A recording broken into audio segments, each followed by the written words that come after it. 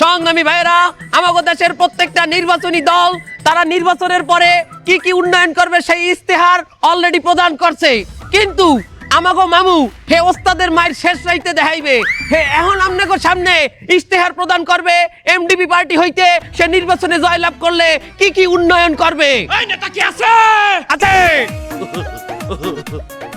সংগ্রামী বন্ধুগণ, আমাকে কয়টা পয়েন্ট হয়েছে? 1 2 3 4 5 6 7। বাহ, দেশের সমস্ত দল এতগুলা করে নির্বাচনী ইশতেহার ঘোষণা করছে, আমাকে অতগুলো আমরা যা পারবো না, হ্যাঁ আমরা করবো না, আমাকে 7টা পয়েন্টই কভার হয়ে গেছে।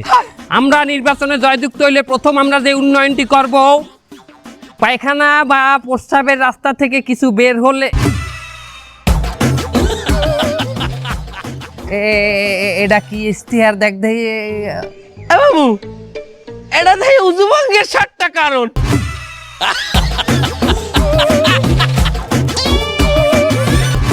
এটা কি রাসা পাইছে?